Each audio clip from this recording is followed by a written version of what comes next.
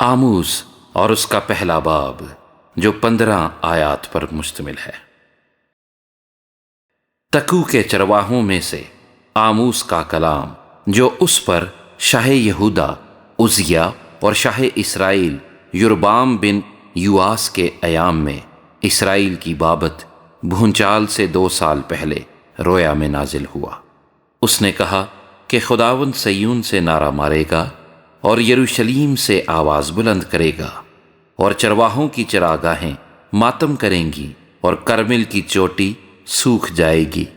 خداوند یوں فرماتا ہے کہ دمشق کے 3 بلکہ 4 گناہوں کے سبب سے میں اس کو بے سزا نہ چھوڑوں گا، کیونکہ انہوں نے جلاد کو کھلیان میں داؤنے کے اہنی اوزار سے روند ڈالا ہے، اور میں حزائیل کے گھرانے میں آگ بھیجوں گا جو بن حدد کے کسروں کو کھا جائے گی، اور میں دمشق کا اڑبنگا توڑوں گا اور وادی آون کے باشندوں اور بیت عدن کے فرماروا کو کاٹ ڈالوں گا، اور ارام کے لوگ اسیر ہو کر کیر کو جائیں گے۔ خداوند فرماتا ہے۔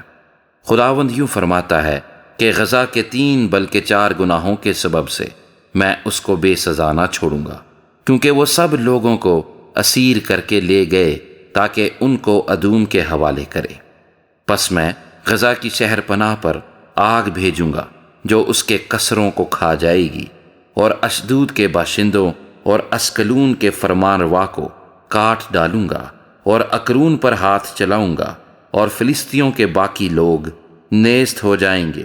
خداوند خدا فرماتا ہے۔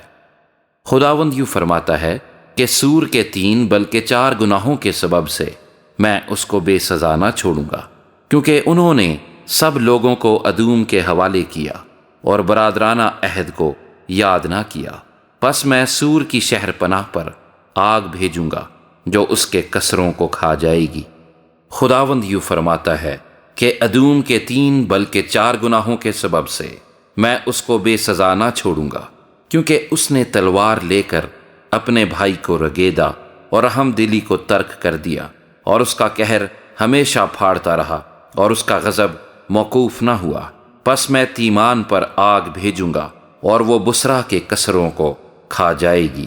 خداوند یوں فرماتا ہے کہ بنی امون کے 3 بلکہ 4 گناہوں کے سبب سے میں اس کو بے سزا نہ چھوڑوں گا، کیونکہ انہوں نے اپنی حدود کو بڑھانے کے لیے جلاد کی باردار عورتوں کے پیٹ چاک کیے۔